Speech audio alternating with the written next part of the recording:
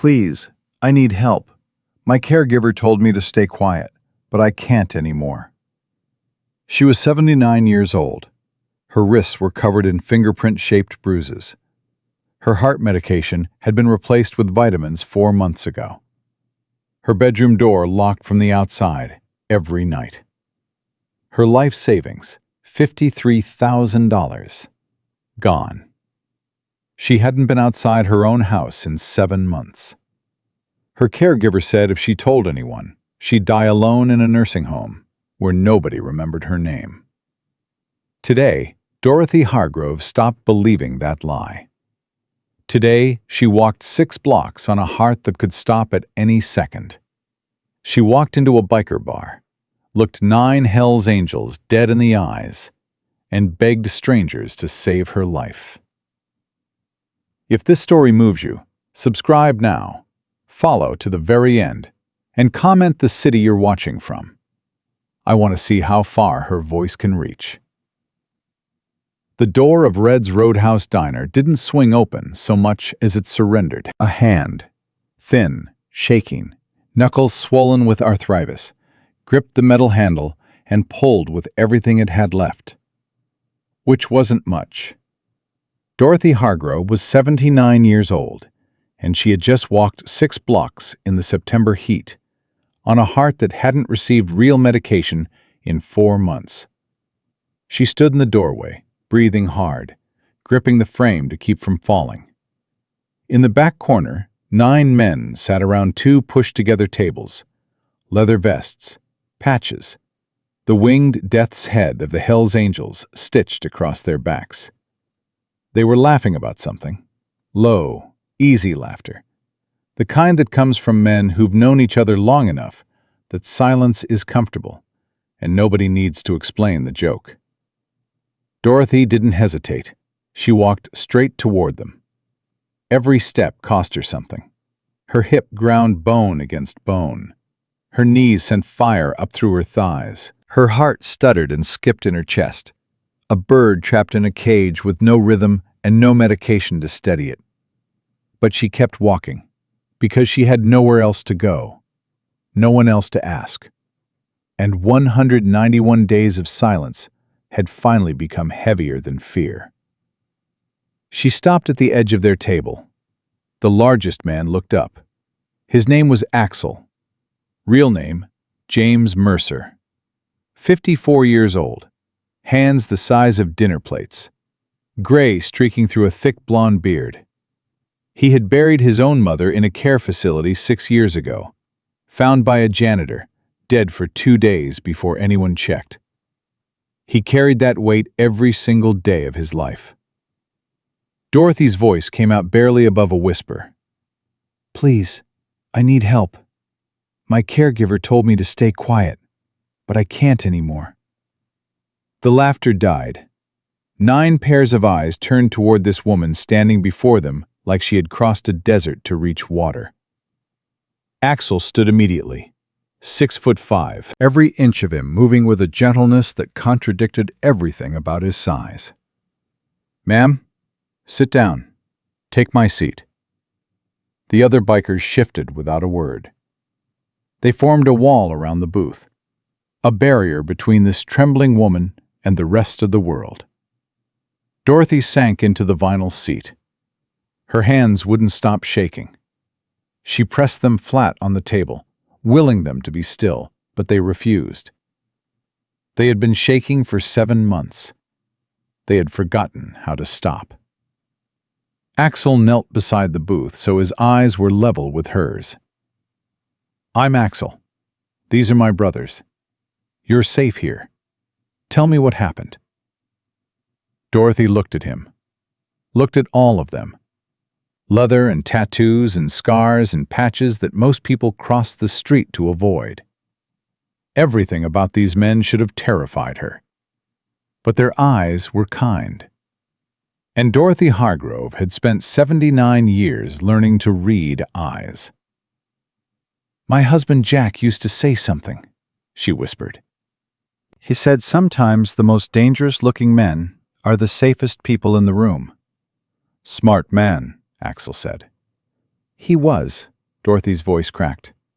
He's dead now, and the woman I hired to take care of me is stealing everything he left behind.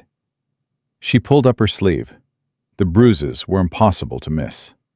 Purple and yellow fingerprints pressed into skin so thin it looked like paper. Layered, some fresh, some a week old. A map of repeated violence written on an old woman's arms. A man named Torque leaned forward. Real name, Eddie Vance. Former Navy corpsman. He'd treated wounds on 3 continents. He knew restraint injuries the way a carpenter knows wood grain. "Ma'am, may I?" Dorothy extended her arms. Torque examined them. His jaw tightened. "Grab injuries," he said quietly to Axel. "Layered. Repeated. Someone's been doing this for a long time." "Her name is Valerie," Dorothy said. "She was supposed to help me. She was supposed to." Her voice broke completely. She pressed her hand against her mouth to hold back a sound that was part sob, part scream, part 7 months of swallowed silence, finally trying to escape. "Take your time," Axel said. "I don't have time." Dorothy's eyes were fierce despite the tears. "She comes back at 4. If she finds out I'm gone—" She didn't finish the sentence. She didn't need to. Axel checked the clock. 3:07. "Then tell me fast, Mrs. Hargrove. Everything." So Dorothy told them. And to understand what she told them, to understand how a woman who survived 51 years of marriage, raised a daughter, buried the love of her life, and endured loneliness that could crush stone, ended up bruised and robbed and trapped in her own home, we need to go back. Back to Jack. Jack Hargrove married Dorothy in 1969. He was 23 years old and had just come back from his first tour in Vietnam with the 101st Airborne Division, Screaming Eagles. He'd jumped out of helicopters into jungles so thick you couldn't see the sky. He came home with the Silver Star he never showed anyone, nightmares that woke him screaming for decades, and one absolute certainty. He was going to marry that girl from Bakersfield, if it was the last thing he ever did. It wasn't the last thing. It was the first thing. Everything good in his life grew from that decision. They settled on Sycamore Lane, small ranch house, white clapboard, a porch that wrapped around 2 sides. Nothing fancy. Everything they needed. "I don't need a mansion, Dot," Jack told her the day they moved in. "I just need you, and a piece of ground where I can grow something." He built a garden the year he retired. Tomatoes, squash, bell peppers, herbs. He spent hours in that dirt. Said it reminded him he was alive. Said the earth didn't care what a man had done in war. Said growing things was the opposite of what he'd been trained to do, and that was exactly why he needed it. They had 1 daughter, Grace. Blonde hair like her mother, stubborn jaw like her father. She grew up running through that garden barefoot, eating tomatoes straight off the vine, believing her parents were invincible. Children always believe that, until they learn otherwise. Grace moved to Portland at 36, nursing position at a major hospital. Good career, good money, the kind of opportunity you don't say no to. Dorothy said no anyway. "You're leaving us." That's what she said. Not "congratulations." Not "we're proud of you." The wrong words. The words that come out when love disguises itself as anger, because anger is easier to say than, "I'm terrified of being left behind." Grace took it like a slap, and the distance between them began to grow. Not just miles, but something deeper. Something that happens between mothers and daughters when neither one knows how to say, "I'm sorry," and both are too proud to go first. Phone calls got shorter. Visits got rarer. The silence expanded like a crack in a foundation. Small at first, easy to ignore, then too wide to cross. Then Jack got sick. Pancreatic cancer. The kind that announces itself late and moves fast. Stage 4 by the time they found it. 3 months, maybe 4. The doctors used words like comfortable and quality of remaining time, which are the words doctors use when the truth is too cruel to say plainly. Grace flew home, and the argument happened on the second night. Dorothy wanted Jack to die at home, in their bed, where they'd slept together for 51 years. Grace wanted a hospice facility, professional care, nurses who knew how to manage what was coming. Both were right, both were wrong, and the words that came out were the kind families say when terror turns into fury, because fury is easier to carry than grief. "You always think you know best," Grace shouted. "You'd rather let Dad suffer than admit you can't handle this alone." "You left," Dorothy shouted back. "You moved 1,000 miles away. You don't get to come back now and tell me how to care for my own husband." Grace packed her bags that night, left before sunrise, did not return for the funeral. Let that sit for a moment. Did not return for her own father's funeral. Dorothy told herself she didn't care. Told herself a daughter who would abandon her dying father didn't deserve forgiveness. But late at night, when the house was empty and Jack's chair sat untouched, and the silence was so heavy she could feel it pressing on her chest, she thought about Grace as a little girl, catching fireflies in a mason jar, running through the garden, laughing with a mouth full of tomato. Those were the nights Dorothy cried until she couldn't breathe. Jack died on the Sunday morning in November. Dorothy was holding his hand. She'd been talking to him for hours, about the garden, about the weather, about a hummingbird at the feeder that morning, about nothing, about everything. Because 51 years of marriage means you can talk about nothing, and it still means the whole world. His last words came just before dawn. "Don't let anyone push you around, Dot. You're stronger than you think. Promise me." She promised. Then his hand went still, and Dorothy Hargrove became a widow. The military funeral was precise. Flag-draped casket, a bugler playing taps, soldiers folding that flag with geometric perfection, presenting it to Dorothy with words she would hear in her sleep forever. "On behalf of the President of the United States and a grateful nation." Grace did not come. Dorothy watched the empty chairs in the back of the church, watched the door that never opened. 6 years of silence followed. The months after Jack died were a slow collapse.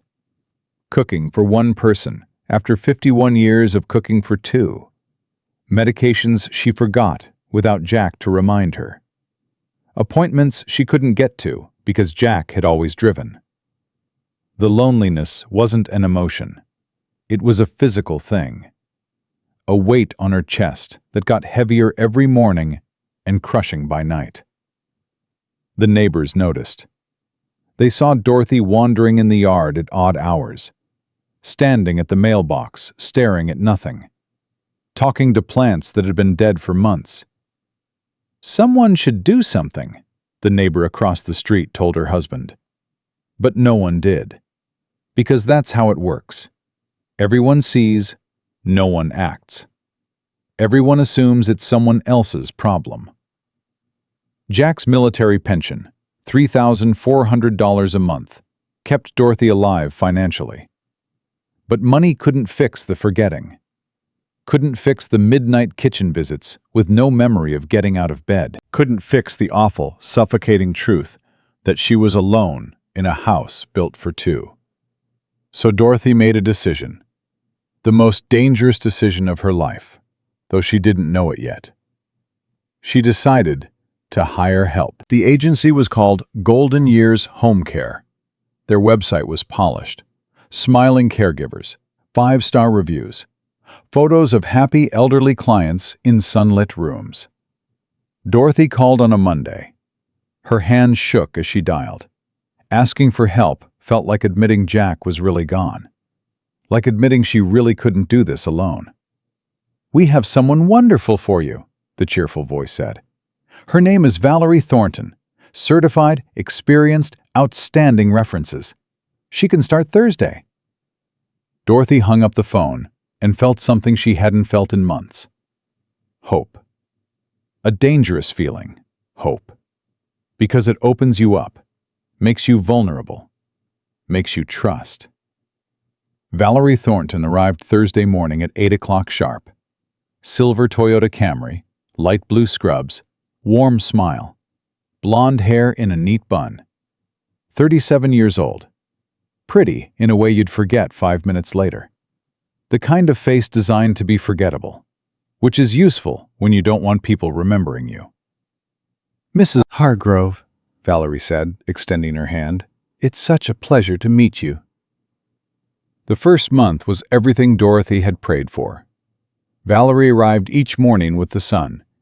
She cooked breakfast exactly right: eggs scrambled soft, wheat toast with strawberry jam, coffee never too hot and never too cold. She helped with laundry, drove Dorothy to appointments, asked intelligent questions about medications. She asked about Jack, wanted to see photo albums, sat on the couch for hours. "Tell me about this one," Valerie would say, pointing to a photograph. And Dorothy would talk, would remember, would feel for a moment that Jack wasn't entirely gone because someone was listening. Valerie noticed the dead garden. "We should plant something," she suggested. "Something easy. I'll help." Dorothy smiled, really smiled, for the first time in months. She thought she had found an angel. She had no idea she had invited a predator into her home. The shift began in the second month. Subtle. The way fog rolls in. You don't notice it until you can't see the road anymore. $3,400 a month, Valerie said one afternoon, casual as breathing. "That's solid. The captain took good care of you." Dorothy nodded. Didn't think anything of it. Why would she? This was Valerie.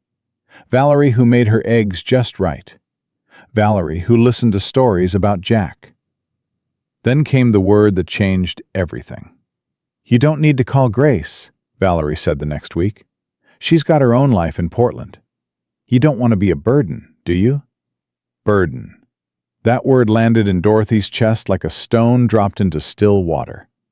Ripples spreading outward, touching everything. Was that what she was? A burden? "Let me handle the bills," Valerie said a few days later. Her voice had an edge Dorothy hadn't heard before. "You shouldn't stress about finances. That's why I'm here." She asked for the checkbook. "Scammers target elderly people. I'll keep everything secure." Dorothy handed it over. Because Valerie had been kind. Because Dorothy was tired. Tired of holding everything together with hands that shook, and a mind that wandered, and a heart that ached for a man who was never coming home. By the third month, the isolation was complete. Valerie changed Dorothy's phone number. "Scam calls were out of control," she explained. But she never gave the new number to anyone. Not the neighbors, not the church friends, not the doctor's office, and certainly not Grace. When people came to the door, Valerie met them with practiced concern. "She needs rest. Doctor's orders. She's not receiving visitors right now." The neighbors nodded. They stopped coming. And Dorothy found herself alone. Even when Valerie was in the house. Because Valerie had stopped sitting with her, stopped looking at photographs, stopped pretending to care. Then Valerie asked Dorothy to sign power of attorney. "Just for emergencies," she said. "If something happens and you can't make decisions, someone needs to act on your behalf. I'm here every day. It just makes sense," Dorothy signed. Because she was tired and confused and missing Jack and missing Grace and missing the woman she used to be. She signed because she trusted Valerie. And trust is the sharpest weapon a predator can use. It doesn't leave marks. It doesn't make noise. It simply opens every door. The fourth month brought the bleeding. Not physical, financial. Jack's pension deposits went into an account Valerie now controlled. Dorothy's credit cards were charged for purchases she never made. Designer shoes, spa treatments, jewelry. A monthly payment for a Range Rover Dorothy had never sat inside. When Dorothy asked about the bills, the warmth disappeared from Valerie's face like a light being switched off.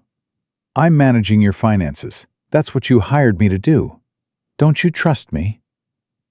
I don't remember buying." "You're confused." Valerie's voice was flat, cold, final. "That's exactly why I handle the money." Dorothy stopped asking. Because maybe she was confused. Maybe grief had cracked something inside her that couldn't be repaired. When you are 79 years old and the person you depend on tells you that your own mind can't be trusted, you start to believe it. You doubt everything. You think the problem is you. Then the violence started. It started small. A grabbed arm when Dorothy walked too slowly. A shove toward a chair. Words sharper than hands. "You're pathetic, you know that?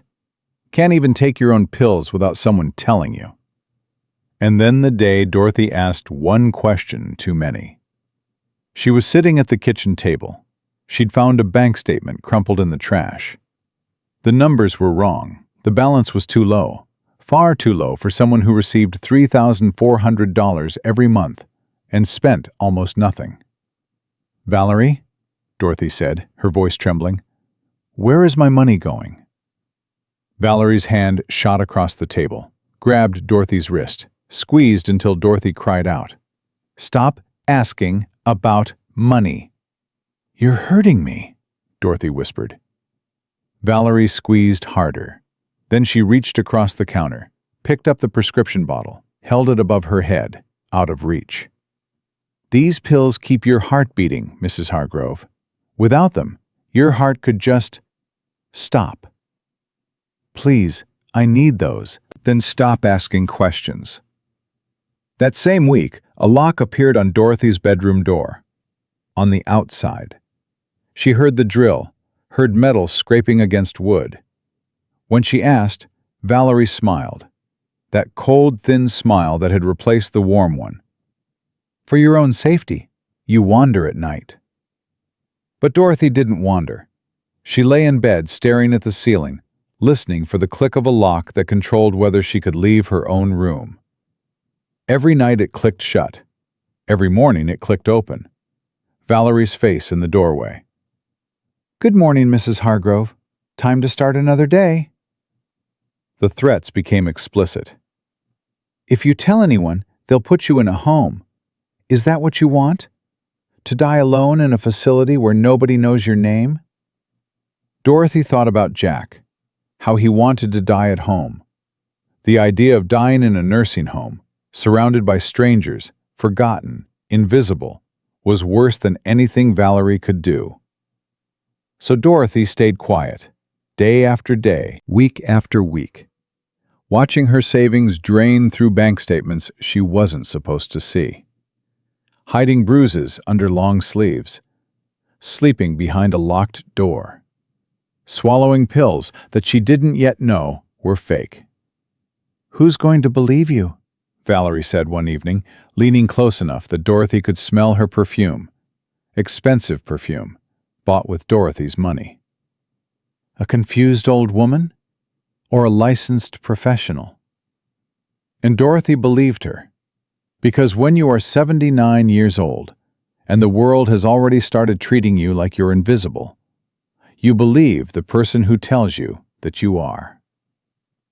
For 191 days, Dorothy Hargrove stayed quiet. 191 mornings of hearing that lock click open. 191 days of swallowing pills that, as she would soon discover, were doing nothing at all. 191 nights of wondering if she would wake up.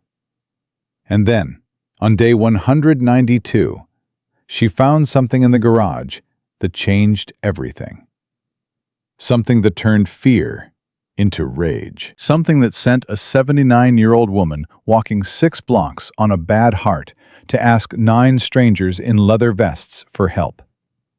But what she found, and what it revealed about just how many people Valerie Thornton had destroyed before her, that's where the real horror begins.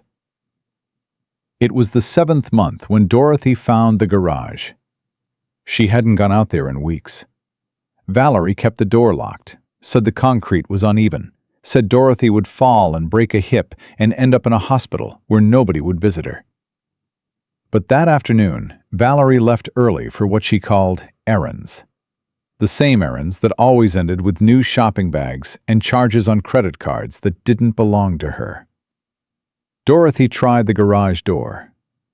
The knob turned. Valerie had forgotten to lock it. One mistake, one single careless moment, and it cracked the whole thing open. She wasn't looking for evidence. She was looking for Jack's old toolbox. She wanted to hold something his hands had touched. Wanted to feel close to him, the way you can only feel close to someone who's gone, through the objects they left behind. She found the toolbox. She also found 6 shopping bags hidden behind storage boxes. Not hidden well enough. Dorothy pulled the first bag open. Her fingers were shaking so badly she tore the tissue paper. Inside, a Chanel purse, still wrapped, tags attached. She opened the second bag. Prada. The third, Louis Vuitton. Names she recognized from magazines she'd never been able to afford. Then she found the receipts. Her hands went still. Her breathing stopped. She unfolded the first one and read the number at the bottom. $9,100. Nordstrom. Her credit card. Her name. A purchase she had never made, never authorized, never even known about. She opened another. $7,400. Saks Fifth Avenue. Same card, same name. Plane tickets to Cancun. $6,200 for round-trip airfare and a beachfront hotel. Dorothy had never been to Mexico. Had never left California since Jack died. Car payments. $14,000 over 6 months for a Range Rover. Dorothy drove a 2009 Honda Accord.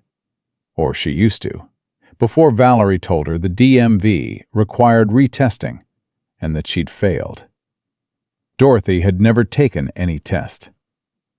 Cash withdrawals from ATMs across town. $16,800. In cash. Gone.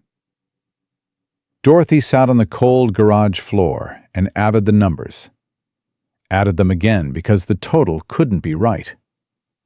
But it was. $53,000 in 7 months. Her entire savings, Jack's pension, everything 2 people had built across 51 years of marriage. Every dollar Jack earned, every penny Dorothy saved, every sacrifice they made so that when they were old, they'd be safe. Gone. All of it. Spent on handbags and hotel rooms and a car Dorothy had never seen by a woman Dorothy had trusted with her life. She sat there for a long time. The grief came first. Heavy, familiar. The same grief she'd carried since Jack died. But then something else rose up beneath it. Something hotter. Something that burned. Rage. Not the explosive kind.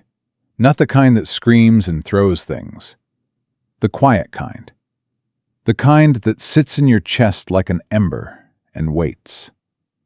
The kind that belongs to a woman who has been underestimated her entire life and has finally had enough.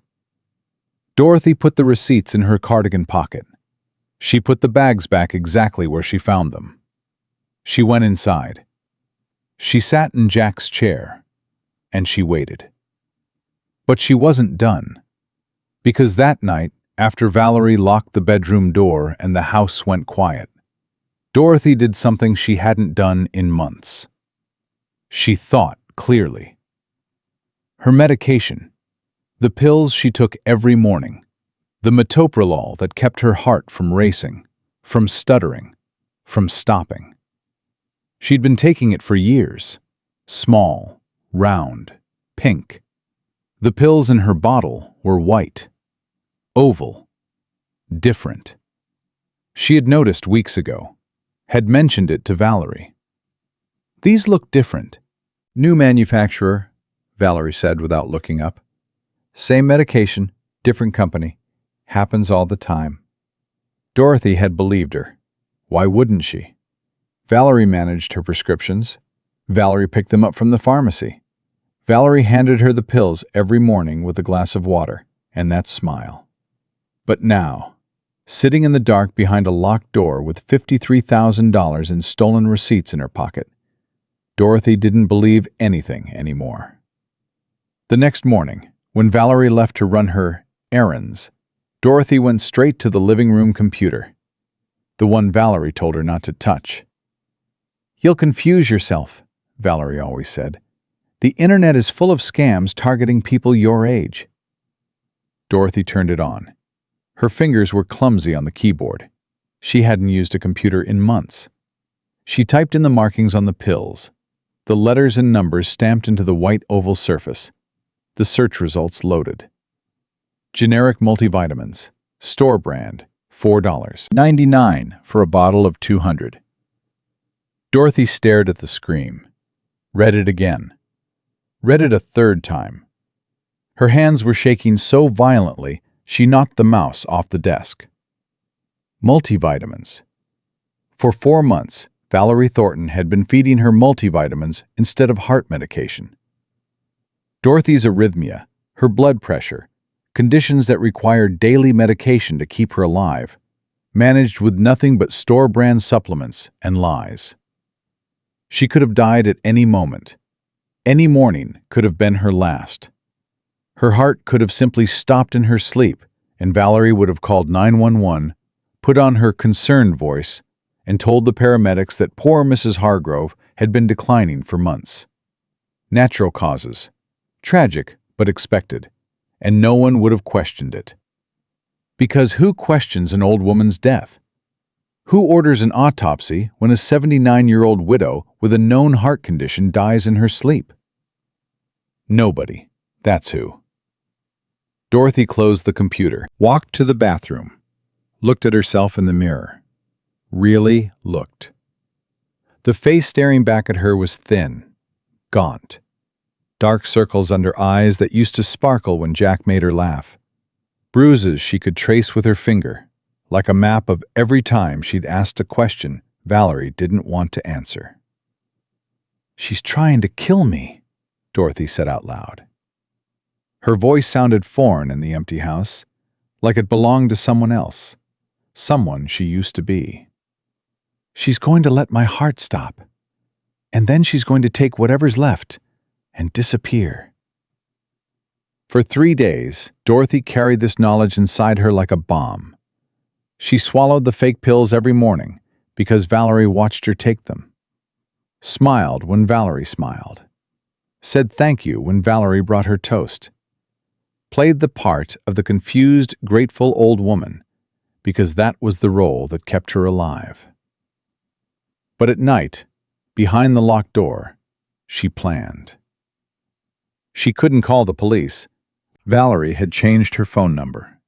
The only phone in the house was the one Valerie controlled, a prepaid cell with no stored contacts, no call history Dorothy could access, no way to dial 911 without Valerie knowing. She couldn't tell the neighbors. The last time a neighbor had knocked, Valerie told them Dorothy was resting. Dorothy had been standing 10 feet away, behind the kitchen wall, listening to the door close on the last person who might have helped her. She couldn't drive. Her car sat in the garage with the battery disconnected and the license plates removed. She'd found that, too. Valerie hadn't just trapped her. She'd sealed every exit, every option, every possible escape route. Dorothy Hargrove was a prisoner in her own home, as trapped as any inmate in any cell.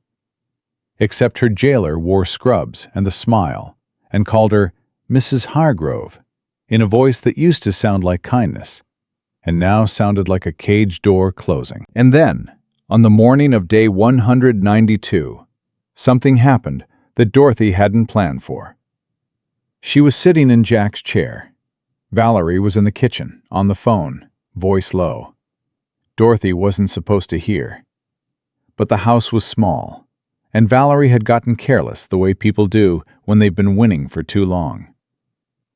"I'm almost done here," Valerie said. 3 more months, tops.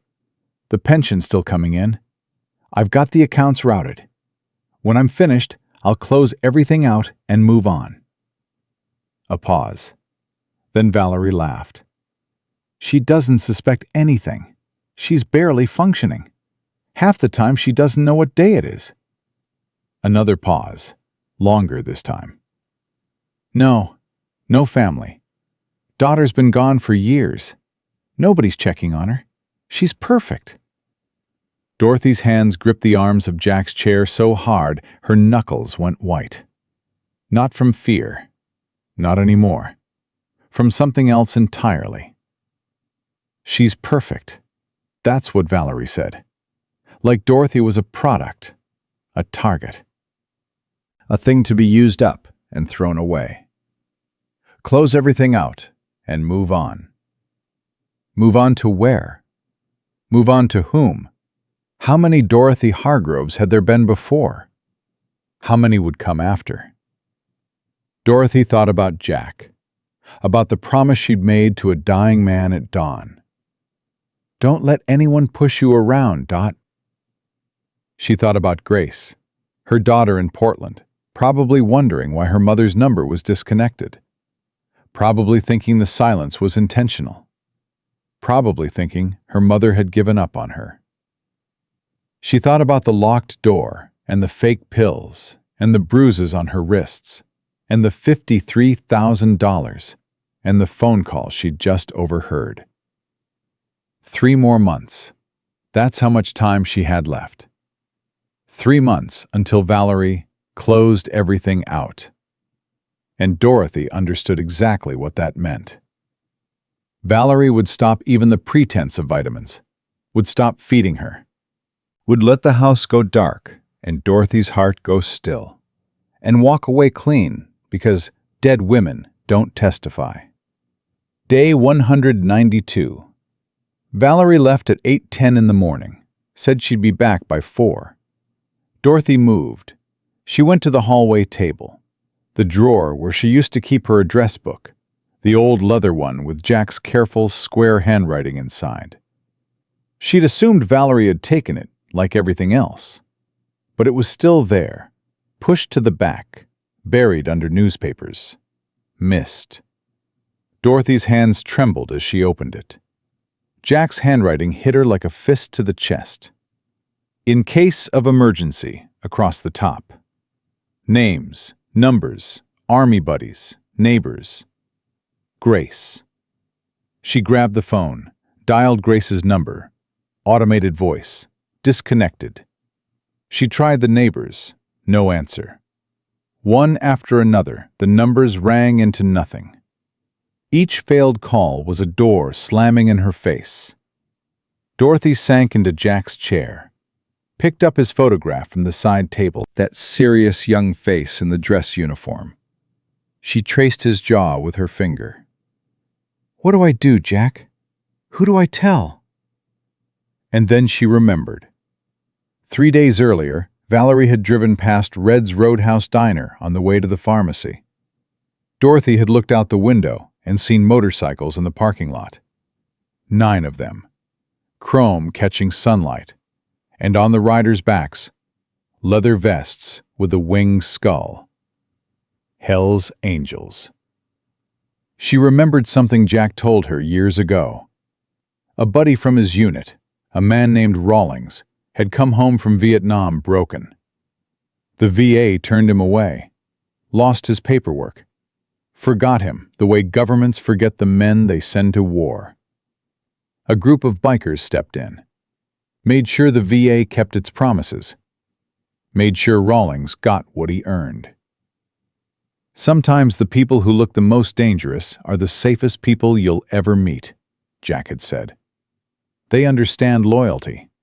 They understand what it means to have someone's back. Dorothy looked at the clock. 2:15. Valerie would be back at 4. Less than 2 hours. Red's Roadhouse was 6 blocks away. 6 blocks on legs that barely carried her across a kitchen. 6 blocks on a heart running on nothing but willpower and vitamins. 6 blocks with no guarantee that anyone on the other end would listen to a word she said. But Dorothy Hargrove was finished being quiet. She found Jack's old cassette recorder in the hall closet, the one he'd used to record his voice during deployment so she could play it back when she missed him. Batteries still worked. She tested it, pressed record, pressed stop. The mechanism clicked like a heartbeat. She waited. At 9:45 that morning, Valerie had come back briefly, stood in the kitchen, complained about a parking ticket. Dorothy had pressed record in her cardigan pocket. "I told you to stop asking about the money." Valerie's voice, harsh and impatient. "If you bring it up one more time, I swear to God you'll regret it." Every word caught on magnetic tape. Evidence. Not bruises that could be explained away. Not the word of a confused old woman against a licensed professional. A voice. Threats. Proof. Dorothy put on the blue cardigan, the one Jack gave her their last Christmas. She grabbed their wedding photo from the mantel, slipped it into her pocket beside the recorder. Then she found a scrap of paper, wrote in shaky handwriting, "If I don't come back, Valerie did it." She tucked the note under the couch cushion, the kind of place no one would find it unless they were looking, unless something had gone wrong. Then Dorothy Hargrove opened her front door for the first time in months and stepped outside. The sun hit her face and she nearly fell, not from the light, from the feeling. Warmth on skin that had been kept in darkness. Valerie kept the curtains drawn, said the light hurt Dorothy's eyes, said she needed rest in the dark. The truth was simpler. People who are hidden don't get rescued. 6 blocks. Dorothy started walking. Her hips screamed with every step. Her knees buckled on the second block. Her heart, beating without medication, unsteady, arrhythmic, running on nothing, stuttered and skipped and fluttered in her chest like something dying.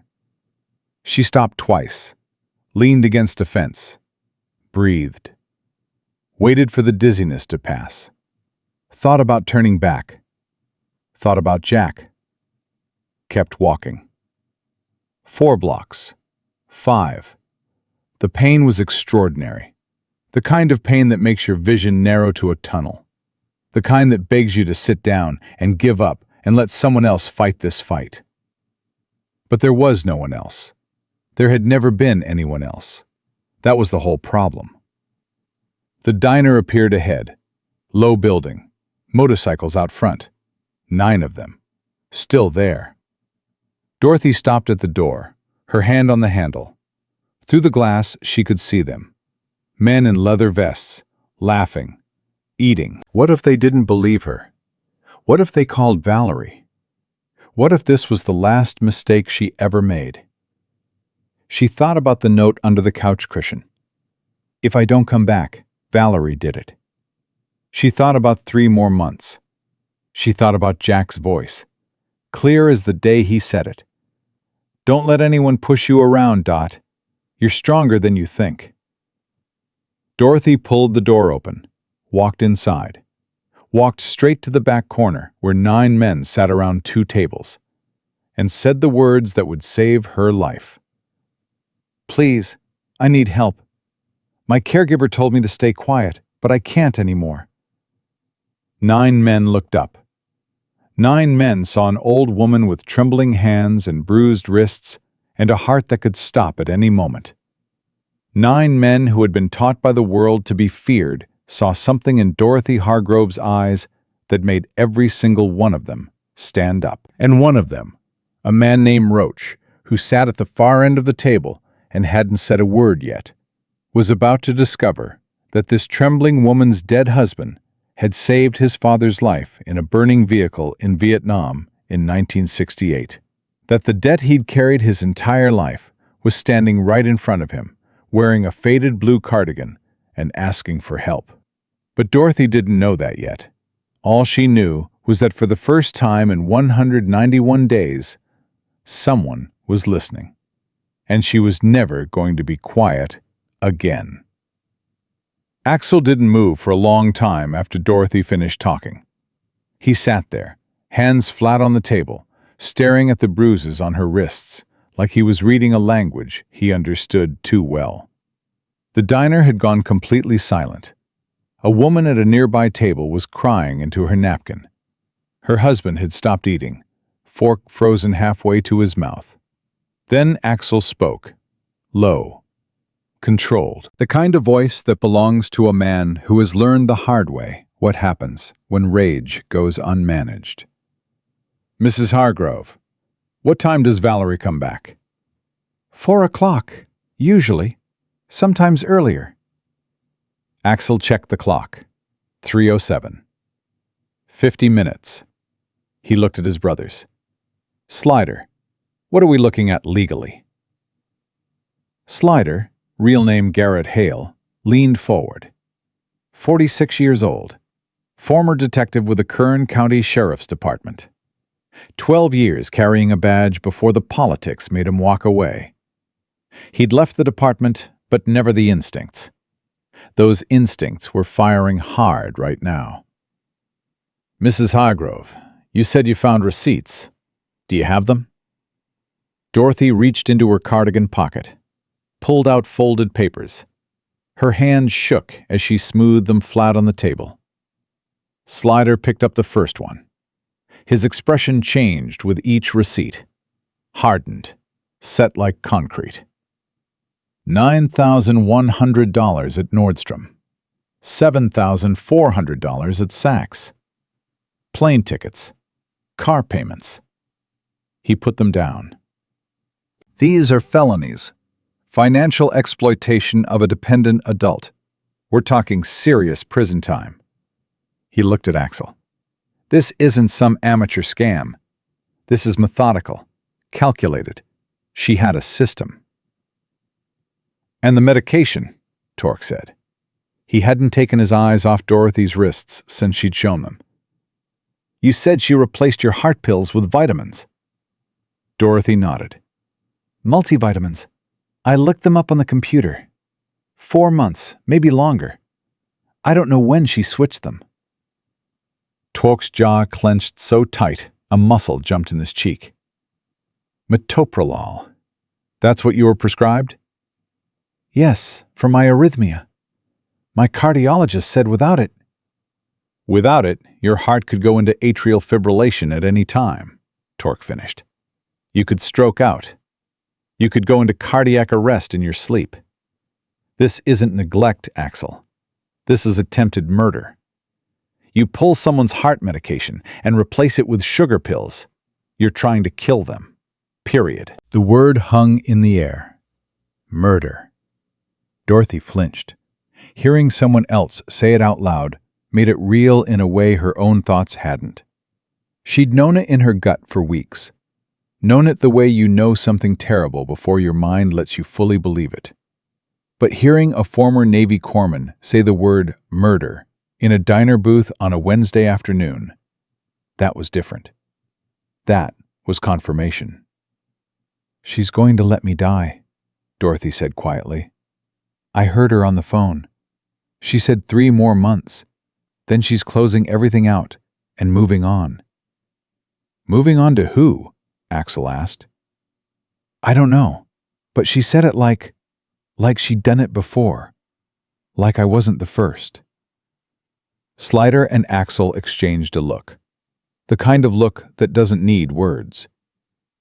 You said she has a laptop, Slider said. In the spare bedroom? She's in there all the time. Door shut. Says she's doing paperwork. Is the bedroom locked when she leaves? Dorothy thought. No, she only locks my door. She doesn't think I go in there. Then whatever she's hiding is on that laptop or in that room. Slider turned to Axel. We need to get inside that house before she comes back. Everything.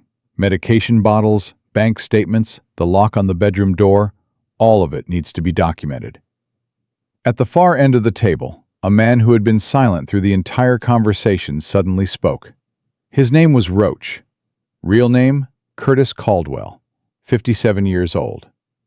He'd been watching Dorothy with an intensity that had made the other bikers uncomfortable for the last 20 minutes. Mrs. Hargrove, Dorothy turned to him. Your husband. You said his name was Jack. Jack Hargrove. Yes. And he served in Vietnam, 101st Airborne. Dorothy's brow creased. Yes, 2 tours. He never talked about it, but it stayed with him until the day he died. Roach's hands gripped the edge of the table. His knuckles went white. What was his company? Bravo Company. He mentioned something about a task force once. Task Force Caldwell. Roach finished the sentence before she could. The table went dead silent. Even the woman crying at the nearby table stopped. Dorothy stared at him. How did you know that? Roach's voice broke. This 57-year-old man who had survived prison and decades of the hardest road a person can ride, his voice cracked open like dry wood. My father commanded that task force. Colonel Nathan Caldwell. Nobody moved. Nobody breathed. I grew up hearing one name more than any other, Roach said. Jack Hargrove. Bravo Company. My father's convoy was ambushed outside Hue in 1968. An RPG hit the lead vehicle. The Humvee caught fire with my father trapped inside. The door was jammed. He was burning alive. Roach looked directly at Dorothy, tears running openly down his weathered face. Jack Hargrove ran through the fire, through the flames, pulled my father out through the window with his bare hands, burned his own arms doing it, carried him 50 yards to cover while rounds were hitting all around them. Never hesitated, never stopped. Dorothy pressed her hand against her mouth. A sound came out of her. Not a word, not a cry, something deeper than both. Something that had been locked inside her for 51 years of not knowing what her husband had done in that jungle. He never told me, she whispered. 51 years. He never said a word. That's how men like him were, Roach said. They did what was right because it was right. Not for medals, not for recognition. My father spent the rest of his life looking for Jack. Military records were chaos after Vietnam. Names got lost. People disappeared.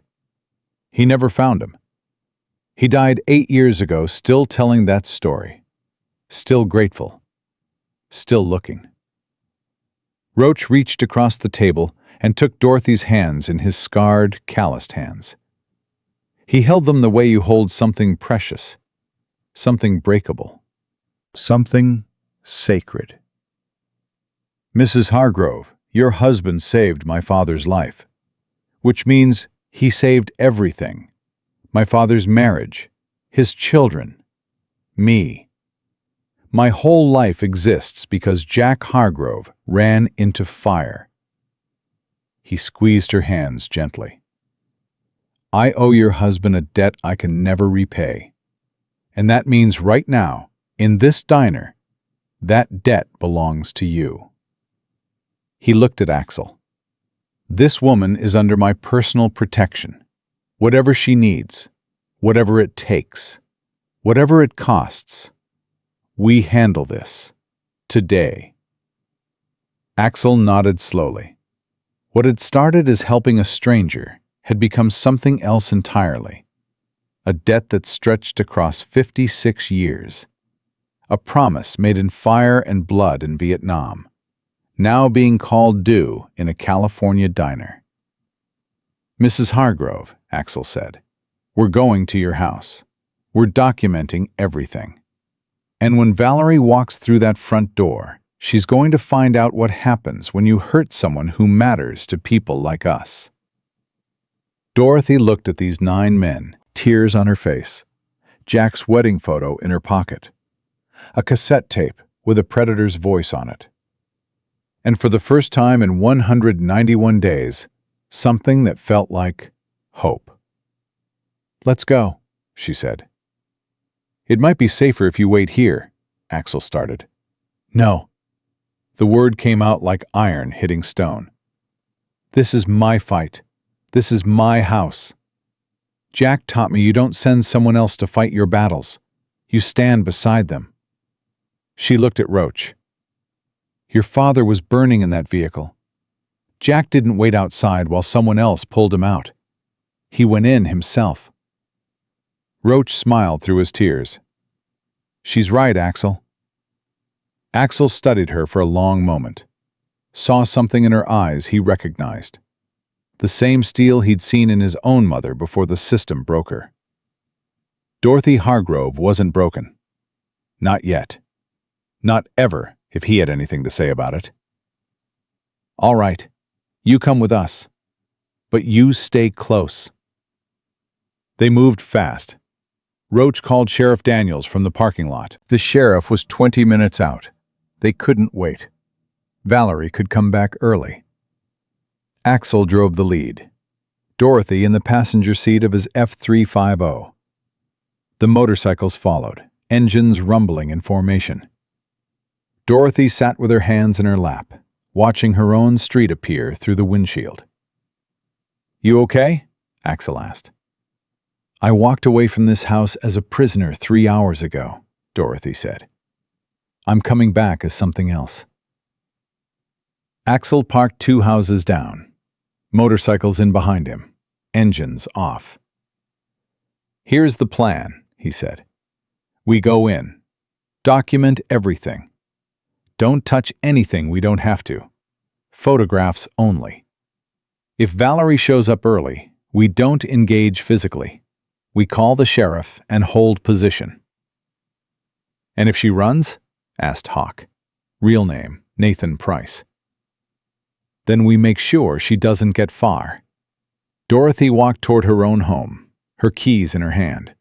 The same front door she'd walked through 10,000 times with Jack. The same porch where they'd sat on summer evenings watching the street go dark. The same house that had become her prison. She unlocked the door, pushed it open. The smell hit them first.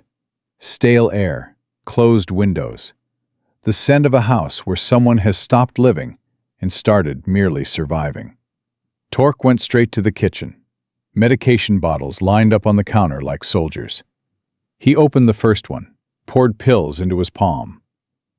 White, oval, wrong. He pulled up images on his phone, compared them.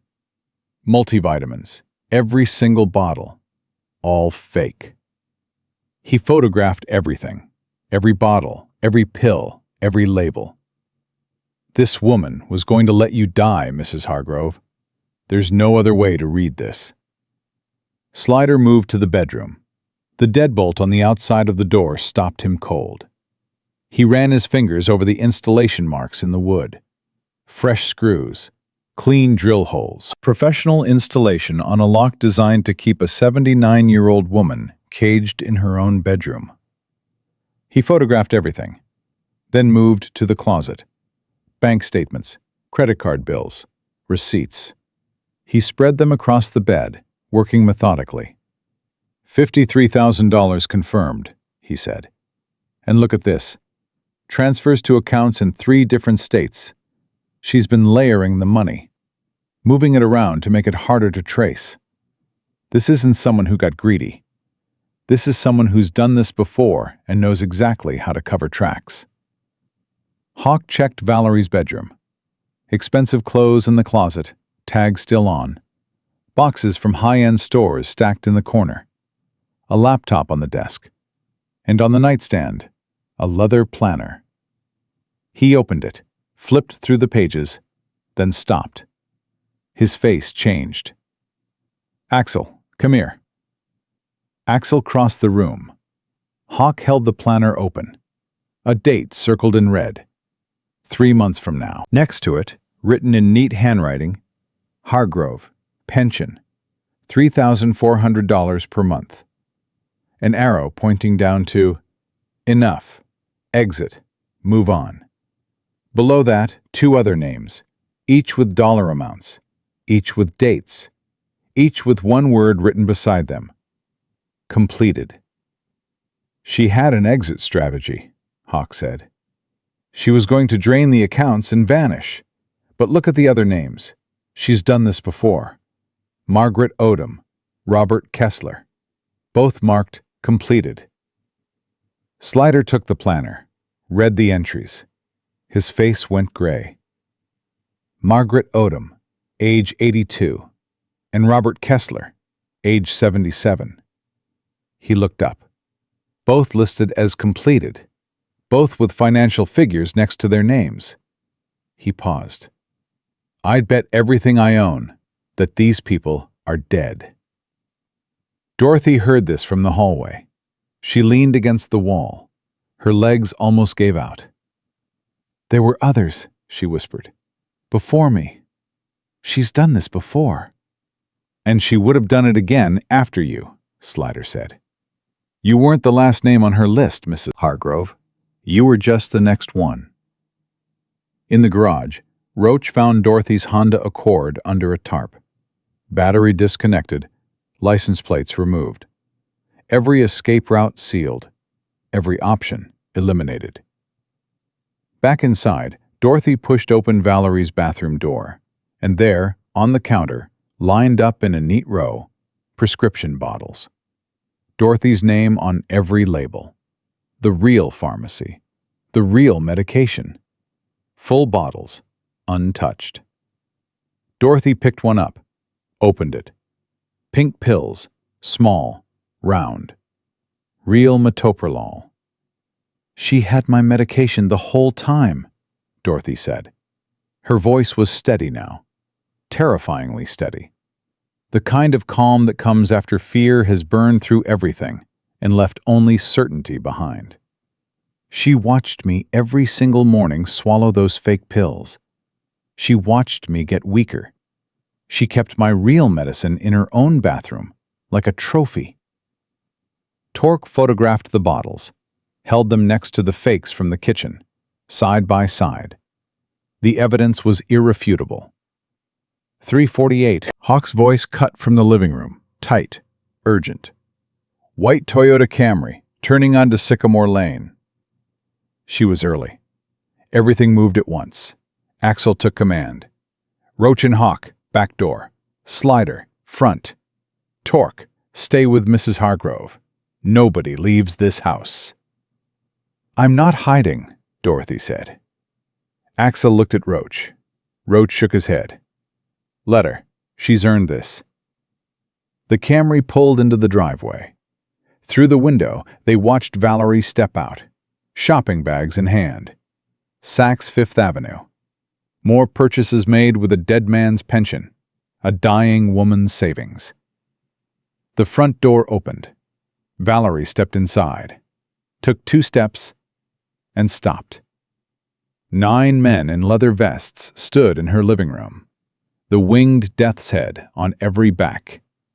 And in the center of them, Dorothy Hargrove, standing straight, eyes clear, not trembling. Not anymore. Valerie's shopping bags hit the floor. "What? Who are you? What is this?" "We're friends of Mrs. Hargrove," Axel said. Valerie's eyes darted. Dorothy. The bikers. The door behind her where Slider stood blocking her way out. The professional mask slid into place, fast, practiced, automatic. "I don't know what's happening, but you need to leave. This is my client's home. I'm her licensed caregiver, and I'm responsible for—" "Your client?" Torque held up the medication bottles. The one whose heart medication you replaced with multivitamins? The mask flickered, just for a second. Those are her prescriptions. I was a Navy corpsman. I know the difference between metoprolol and a store-brand vitamin. Her real medication is in your bathroom. You kept her sick on purpose. Valerie stepped backward. She's confused. That's why $53,000. Slider fanned the bank statements across the table. Stolen from a 79-year-old widow in 7 months. Nordstrom, Saks, Tiffany's, plane tickets, a Range Rover, all on her accounts. She authorized those purchases. She asked me to. Did she ask you to lock her in her own bedroom? Axel pointed to the deadbolt. Outside lock. Key operated. You imprisoned this woman in her own home. That was for her safety. She wanders. She could... And Margaret Odom? Slider held up the leather planner. Did she wander too? Every drop of color drained from Valerie's face. Her mouth opened, closed, opened again. No sound came out. Robert Kessler, Slider continued, your other clients, the ones marked completed. Same financial pattern, same timeline, same result, except they're dead. Valerie's mask didn't just crack, it shattered. Something ugly and desperate crawled across her face. You don't know what you're talking about. Those people were old. They were sick. They died of... Then you won't mind explaining that to the sheriff.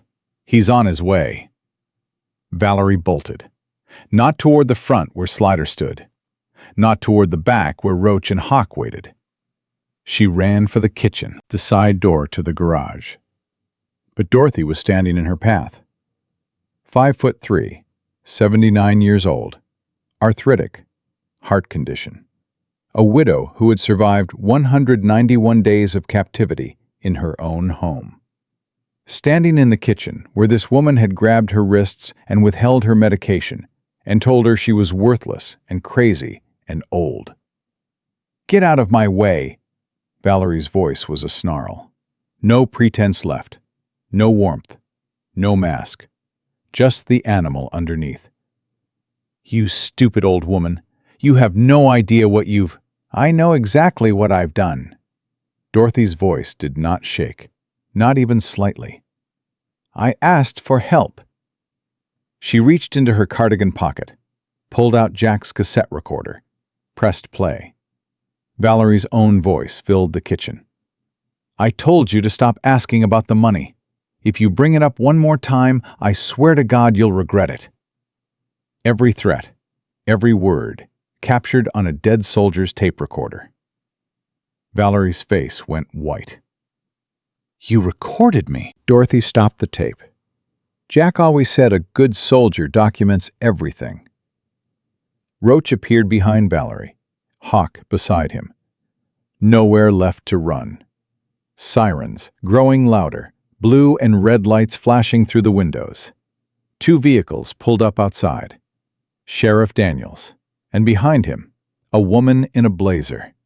Detective Karen Walsh, Elder Abuse Task Force. She had been investigating Valerie Thornton for 8 months, ever since Robert Kessler's nephew filed a complaint. The case had stalled. No living witnesses. Until now. Walsh walked into the house, took in the scene. Bikers, evidence on every surface. Valerie cornered. Miss Thornton, Walsh said, we've been looking for you. Valerie started crying. Performance tears. Practiced tears. The kind of tears that had probably worked 100 times before. You don't understand. I was helping her. She's confused. Walsh didn't even look at her. She looked at Dorothy. Mrs. Hargrove, are you willing to make a formal statement? Dorothy straightened her back, lifted her chin. I've been ready for 191 days. Walsh turned to the sheriff. Take her. The handcuffs clicked shut, around Valerie Thornton's wrists, the same wrists that had left bruises on Dorothy's arms, the same hands that had hidden medication and stolen money and locked doors, now locked in steel. "You'll regret this," Valerie hissed as they led her toward the door. "You stupid old woman. Who do you think they'll believe?" Dorothy met her eyes without flinching, held that gaze with everything she had.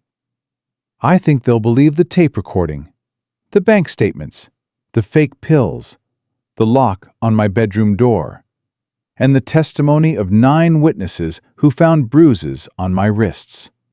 She paused. "But mostly, I think they'll believe me, because I'm telling the truth, and you're not. And the difference between us is that I have nothing left to lose, and you just lost everything." They put Valerie in the back of the cruiser. The door shut. The lights kept flashing.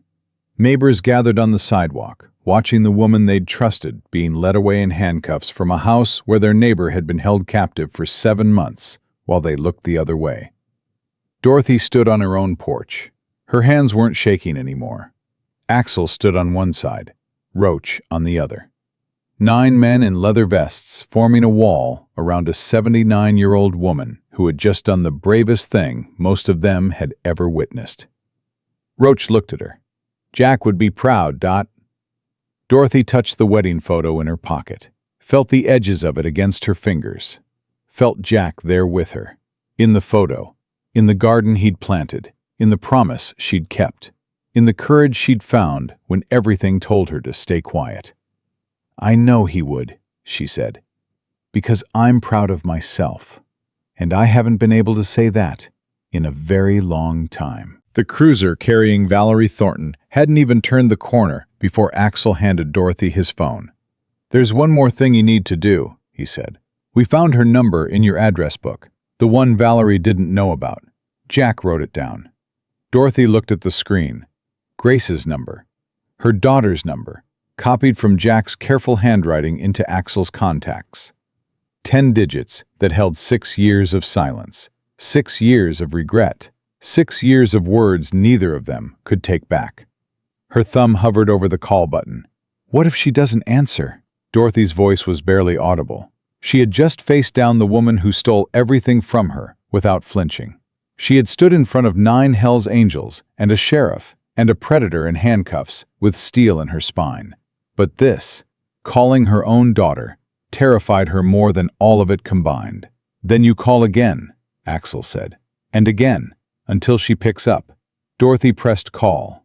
1 ring. Her heart hammered. Not the arrhythmic flutter she'd gotten used to. This was different. This was fear and hope crashing into each other inside her chest. 2 rings. She thought about hanging up. What would she even say? "Hi, Grace, it's your mother, the one who told you that you were abandoning us. The one who let 6 years pass without picking up a phone. The one who almost died in her own house because she was too proud to ask anyone for help." 3 rings. 4. Maybe Grace had changed her number. Maybe she'd built a life with no room for the mother who drove her away. Maybe the silence had hardened into something permanent, the way water becomes ice when it gets cold enough. Maybe some things, once frozen, never thaw. 5 rings. Click. "Hello?" Grace's voice, older than Dorothy remembered, tired, but unmistakable. A voice Dorothy had heard say its first word, sing its first song, shout its first, "I hate you," at 16, and scream its last, "You always think you know best," the night everything broke. Dorothy opened her mouth. Nothing came out. 79 years of living, and she couldn't form a single word. "Hello? Who is this?" Dorothy forced air through her throat.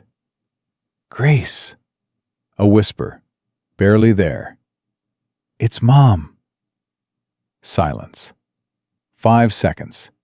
5 seconds that contained 6 years of regret, anger, grief, and love that never stopped even when everything else did. 5 seconds that felt like falling from a great height, with no way to know if someone would catch you at the bottom. Then Grace's voice cracked open. "Mom?" The word came out broken, shattered, the sound of a grown woman becoming a child again in the space of a single syllable. "Is that really you?" "Yes, baby, it's me." Grace started sobbing. Not crying, sobbing. The kind that comes from the deepest part of a person, the part they keep locked away because, if they ever opened it, they might never stop. The sound traveled through the phone and wrapped around Dorothy's heart and squeezed until she thought it would kill her faster than any missing medication ever could. "Mom, I've been trying to reach you for months."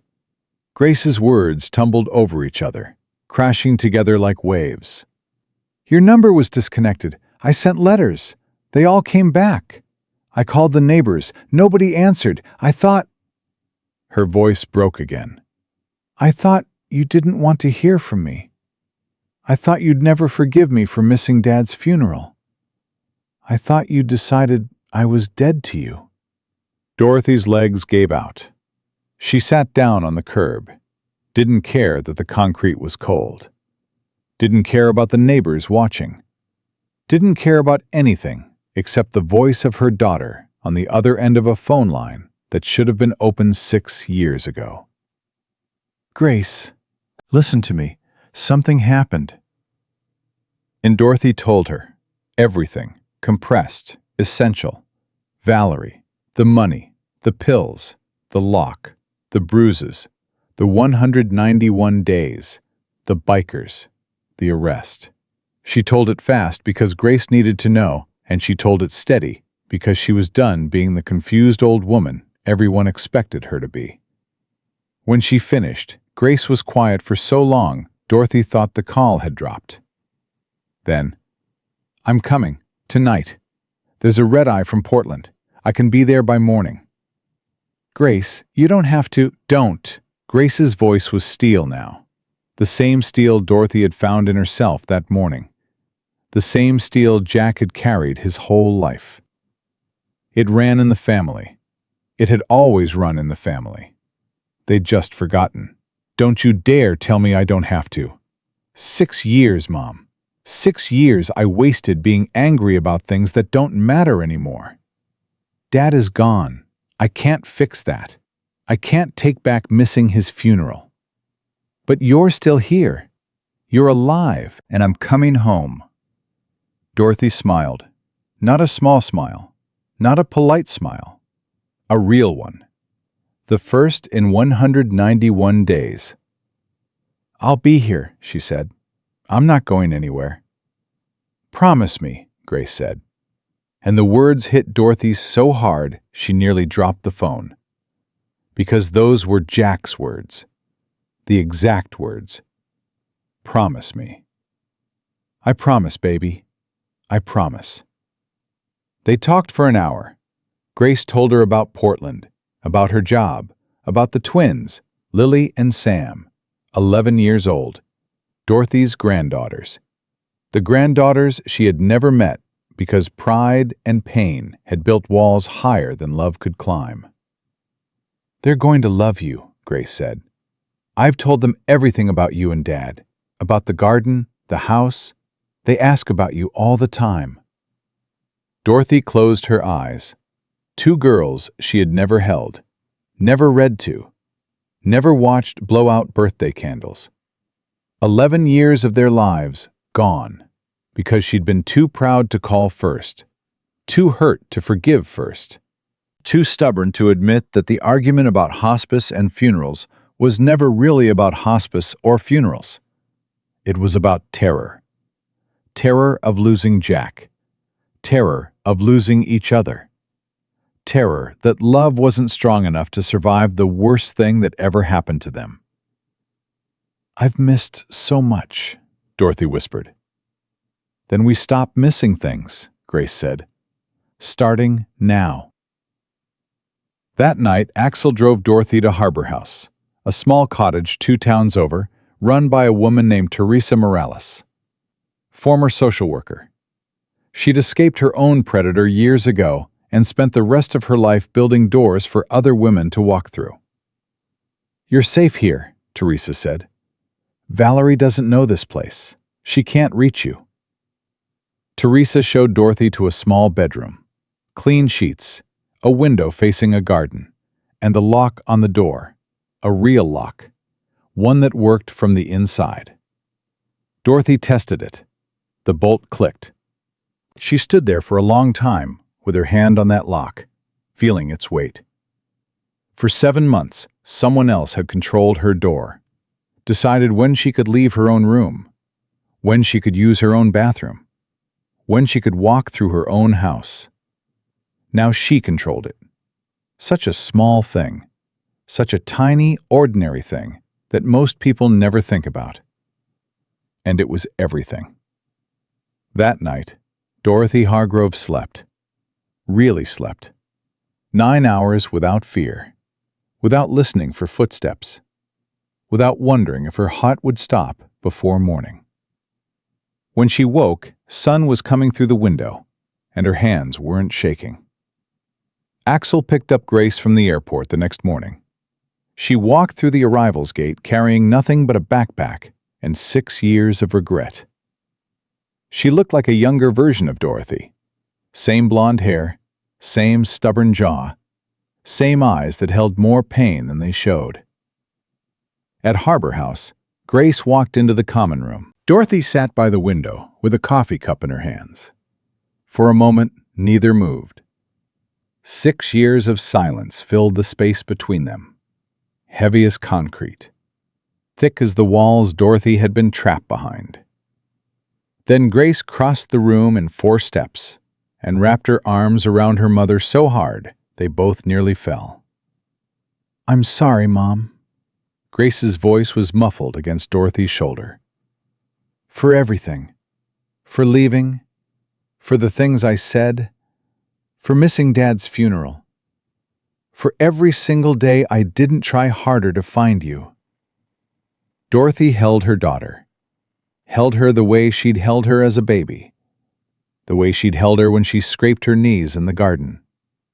The way she'd held her the night before she left for Portland, even though neither of them remembered that hug, because they were both too angry to feel it. "I'm sorry too, baby. For telling you that you were leaving us. For making you feel guilty for having a life. For being too proud to call. For all of it." They cried together for a long time, 2 women who had lost each other, finding their way back through the wreckage. Grace pulled back and looked at her mother's face. Really looked, saw the weight loss, the dark circles, the thinness that comes from months of neglect and fear. Her nurse's eyes cataloged everything, and her daughter's heart broke at every detail. "I'm getting you a full cardiac workup," Grace said. "Tomorrow. Your real medication started tonight. And I swear to God, Mom, nobody is ever going to hurt you again. Not while I'm breathing." "You sound like your father," Dorothy said. Grace almost smiled. Almost. Good. The trial came 4 months later, Kern County Superior Court. Dorothy walked through those doors with Grace on one side and Axel on the other. All 9 Hells Angels sat in the gallery. They had ridden across the state to be there. "This is what we do," Axel told Grace when she thanked him. "We see things through." Valerie Thornton sat at the defense table in an orange jumpsuit. The polished, professional, warm woman Dorothy had opened her door to a year ago was gone. Stripped away. What sat there now was what had always been underneath. A predator in borrowed clothes. The prosecution laid out the case piece by piece. Bank records showing $53,000 in unauthorized transactions. Medical experts who testified that replacing cardiac medication with multivitamins in a patient with documented arrhythmia constituted attempted murder. The tape recording. Valerie's own voice threatening her victim, captured on a dead soldier's cassette player that still worked after 30 years because Jack Hargrove maintained everything he owned like the soldier he was. Detective Walsh presented the connection to Margaret Odom and Robert Kessler. Identical patterns, identical financial drainage, identical isolation tactics. Both deaths now being reinvestigated as homicides in two separate states. Same playbook. Same predator, different victims who couldn't fight back. Except one did. When Dorothy took the witness stand, she held her head high. Grace sat in the front row, hands clasped so tight her knuckles were white. Axel sat behind her, Roach beside him. 9 bikers who hadn't missed a single day of the trial. Dorothy told the jury everything. 191 days, every locked door, every stolen dollar, every fake pill, every bruise, every threat. Every morning she woke up wondering if it would be her last. The defense attorney tried to break her. He was smooth, practiced, the kind of lawyer who made his living poking holes in vulnerable people's stories. "Mrs. Hargrove," he said, leaning forward, "isn't it true that you have memory issues? That you sometimes forget things? That your own doctor has noted cognitive concerns in your medical records?" Dorothy looked at him, looked through him. "I'm 79 years old," she said. "I forget where I put my reading glasses. I forget the name of my mailman. I forget whether I've already added salt to the soup." She paused, let the silence hold. "But I don't forget being locked in my own bedroom. I don't forget bruises on my wrists. I don't forget watching my life savings disappear while a woman I trusted told me I was too confused to understand my own bank account." She turned from the attorney to the jury, looked at each of them. 12 strangers who held Valerie Thornton's future in their hands. "I'm not confused," Dorothy said. "I was made to feel confused. There's a difference. And the woman who made me feel that way is sitting right there." The courtroom was silent. The defense attorney opened his mouth, closed it. He had nothing left. When the prosecutor asked if Dorothy wanted to add anything, she didn't hesitate. "There were 2 other people," she said. "Margaret Odom, 82 years old. Robert Kessler, 77. They can't speak anymore. Their voices were taken from them permanently. Whatever happened to them in their last days, the fear, the confusion, the loneliness of being trapped by someone they trusted, they could never tell anyone about it." Her voice cracked, just once, then steadied. "But I can speak. I'm still here, and I'm speaking for them. I'm telling you the truth, not because it's easy, because it's the only thing I have left to give them." Grace was crying in the gallery. Roach had his head bowed. Axel sat perfectly still, jaw clenched, eyes fixed on Dorothy like he was watching something he would remember for the rest of his life. The jury deliberated for 2 hours and 40 minutes. When they filed back in, the foreperson wouldn't look at Valerie. Dorothy knew what that meant. She'd watched enough courtroom dramas with Jack to know. When the jury won't look at the defendant, it's over. Guilty. All counts. Elder abuse, financial exploitation, assault, unlawful imprisonment, attempted murder. Valerie didn't scream. She didn't cry. She just sat there, staring at the table. The mask was gone. The performance was over. There was nothing left but a woman who had spent years destroying vulnerable people and had finally been caught by the one who refused to die quietly. The judge sentenced her to 25 years, full restitution of all stolen funds.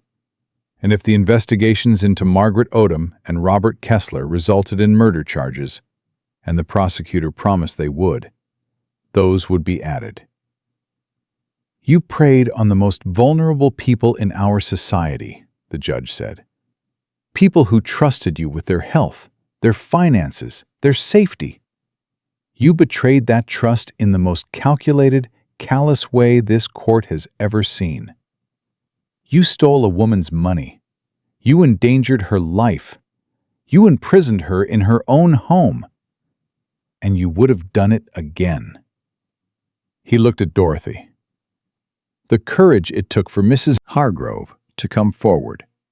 At her age, in her condition, after everything that was done to her, is extraordinary. This court hopes her bravery inspires others to speak. They led Valerie out. She looked back at Dorothy one last time. Their eyes met. Dorothy didn't look away, didn't flinch, didn't feel anything except a bone-deep exhaustion that she recognized as the weight of 191 days, finally, mercifully, lifting. Outside the courthouse, Dorothy stood in the sunshine. Grace held her arm. Not because Dorothy needed steadying. Her legs were stronger now. 4 months of proper medication and real food, and a daughter who checked her vitals every morning like the nurse she was. Grace held her arm because she wanted to. Because she'd missed 6 years of holding her mother's arm, and she was making up for every single one. "It's over," Grace whispered.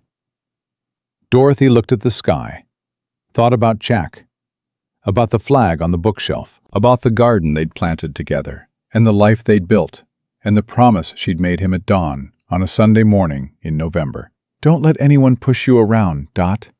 She hadn't. She'd been pushed. She'd been shoved. She'd been grabbed and locked and robbed and lied to and threatened and nearly killed. But she hadn't stayed down. She'd gotten back up. She'd walked 6 blocks on a broken heart. She'd asked strangers for help. She'd recorded the voice of her abuser on her dead husband's tape recorder. She'd stood in front of a jury and spoken for 2 people who would never speak again. Jack would have been proud. She knew that, the way she knew her own name, the way she knew the sound of his laugh, and the feel of his hand, and the shape of his body in that old brown recliner. She knew it the way you know anything that is absolutely, unshakably true. "It's not over," Dorothy said to Grace. "It's just beginning." She looked at Axel, who stood nearby with his brothers, 9 men who had shown up for a stranger and stayed for family. "Thank you," she said. 2 words, completely inadequate. But Axel understood. "You don't thank family, Dot." He smiled. "You just show up next time." Roach stepped forward, took Dorothy's hands one more time, held them the way he'd held them in the diner that first day, gently, carefully, like something sacred. "My father's debt is paid," he said. "But the friendship, that doesn't end. That's for life." Dorothy squeezed his hands. "Jack would have liked you. Both of you. All of you." She turned to Grace. "Take me home, baby. I want to see my granddaughters." Grace laughed. A real laugh. The first one Dorothy had heard from her daughter in longer than she could remember. "They've been asking about you every single day since I told them. Lily made you a card. Sam drew a picture of motorcycles because I told her the story." "What story?" Grace looked at her mother. "The story of the bravest woman I've ever known, walking into a room full of bikers and asking for help. That story." Dorothy shook her head. "I'm not brave, Grace. I was terrified every single second." "That's what brave means, Mom. Being terrified and doing it anyway." They walked to the car together, mother and daughter, arm in arm. 6 years of silence replaced by something stronger. Something that had survived grief and anger and distance and a predator who tried to destroy everything. Something that couldn't be stolen or locked away or replaced with a fake. Behind them, 9 motorcycles rumbled to life. Chrome catching sunlight, engines shaking the ground. A sound that used to mean danger to most people. A sound that meant salvation to Dorothy Hargrove. She didn't look back. She didn't need to. She knew they were there. The same way she knew Jack was there. The same way she knew, for the first time in a very long time, that she was going to be okay. 2 years passed, and in those 2 years, Dorothy Hargrove became someone Valerie Thornton never imagined she could be. She moved to Portland 3 weeks after the trial. Grace wouldn't hear of anything else. "You're coming home with me," Grace said, and the way she said home, like it was a place that had been waiting for Dorothy all along, like there had always been a room and a chair and a seat at the table, broke something open inside Dorothy that she didn't even know was still closed. The first morning in Grace's house, Dorothy woke up and didn't know where she was. For 3 terrible seconds, she thought she was back on Sycamore Lane. She listened for the click of a lock, reached for the door handle, expecting resistance. The door opened freely. Her hand was shaking. Grace was in the kitchen, coffee already made. She took one look at Dorothy's face and understood. "The door's yours, Mom. It will always be yours." Dorothy nodded, sat down, drank the coffee, said nothing for a long time. The nightmares came every night that first month. The same dream, locked in her bedroom, hearing Valerie's footsteps in the hallway, swallowing pills that did nothing while her heart stuttered and slowed. She'd wake up gasping, drenched in sweat, hands clawing at the blankets. Grace would hear her through the wall and come sit on the edge of the bed and hold her mother's hand until the shaking stopped. "I thought it would be over after the trial," Dorothy said one night at 3 a.m. "I thought the fear would stop." "It will," Grace said, "but not on your schedule, on its own. Your father would have handled this better." Grace squeezed her hand. "Dad didn't handle anything better, Mom. He just never told you about it. He had nightmares every night for 30 years and never once asked for help. You're already doing better than he did because you're letting someone sit with you." Dorothy looked at her daughter. This woman she had almost lost. This woman she had driven away with careless words and stubborn pride. This woman who had flown across the country in the middle of the night and hadn't left her side since. "When did you get so smart?" Dorothy asked. "I learned it from a woman who walked 6 blocks on a bad heart to ask 9 strangers for help. She seemed pretty smart to me." Dorothy started therapy the second month. Twice a week, then once a week, then twice a month as the nightmares softened.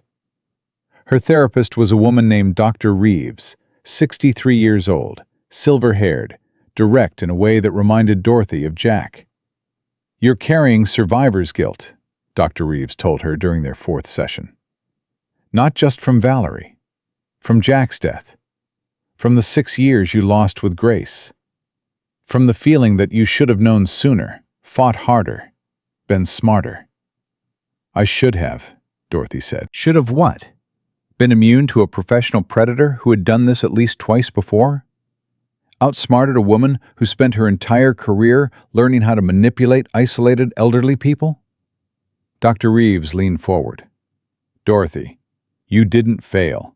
You survived. And then you fought back. And then you won. Stop punishing yourself for not winning sooner." That conversation changed something. Not overnight, not like a switch being flipped. More like a door being opened, 1 inch at a time, letting light into a room that had been dark for too long. The twins met Dorothy on a Saturday morning. Grace had prepared them, told them Grandma was coming to live with them, told them she'd been through something hard, told them to be gentle. Lily, dark-haired, serious, 11 going on 40, walked up to Dorothy and handed her a piece of paper, a certificate, drawn in crayon, with the words, "Brave Grandma," written in block letters, surrounded by stars and hearts and what appeared to be motorcycles. "We made you this," Lily said. Because Mom told us what you did, and we think you're the bravest person ever." Sam, lighter-haired, wilder, 11 going on 11, threw her arms around Dorothy's waist before she could respond. "I drew the motorcycles," she announced. "They're Harleys. I looked it up." Dorothy held that certificate in her hands. Crayon on construction paper. Worth more than every dollar Valerie Thornton had stolen. Worth more than anything Dorothy had ever been given, except Jack's ring on her finger and Grace's voice on the phone that day. She put it on the refrigerator. It would hang there forever. The correct medication, monitored by Grace, brought Dorothy's heart back to rhythm within weeks. The weight she'd lost returned. Color came back to her face. She started walking again. Not the desperate, pain-soaked 6-block death march to Red's Roadhouse, but real walks, around the block, then 2 blocks, then to the park and back. Lily and Sam walked with her after school, holding her hands, telling her about their teachers and friends, and the boy in Sam's class who ate glue. "Does he really eat glue?" Dorothy asked. "Every day," Sam said solemnly. "It's disgusting, but also kind of impressive." Dorothy laughed so hard she had to stop walking. Laughed until tears ran down her face. Not sad tears. Not the tears she'd been crying for 2 years. Happy tears. The kind that come when joy catches you off guard, because you'd forgotten it existed. Grace watched from the porch. Watched her mother laughing with her granddaughters. Watched 6 years of lost time being reclaimed one afternoon at a time. She called Axel that night. "She laughed today," Grace said. "Really laughed. The first time I've heard that sound since I was a teenager." "That's what healing sounds like," Axel said. "It sounds like laughter." 3 months after moving to Portland, Dorothy walked into the Elder Justice Center downtown. She didn't have an appointment, didn't know anyone there. She walked up to the front desk and said, "My name is Dorothy Hargrove. I survived 7 months of elder abuse. I want to help."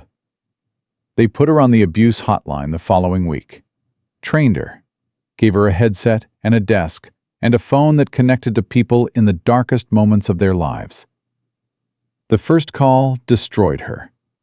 A man, 84 years old, calling from a bathroom where he'd locked himself in because his son's girlfriend had been stealing his Social Security checks, and he didn't know who else to tell. His voice shook. He whispered because he was afraid she'd hear him through the door.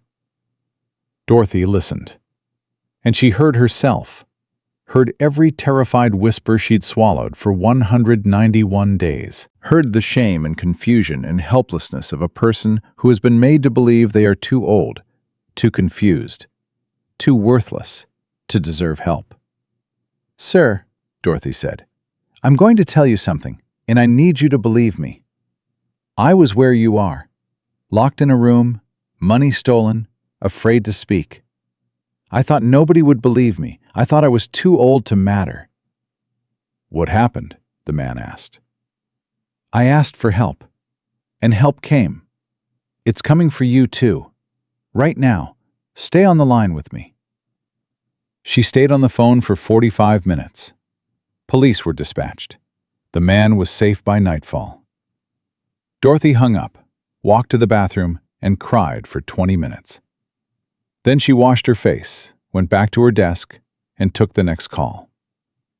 In 2 years, she personally helped 9 people escape situations like hers. 9 people who might have been the next Margaret Odom or Robert Kessler. 9 people alive because Dorothy Hargrove picked up a phone and said, "I believe you. Tell me everything." Axel called once a month.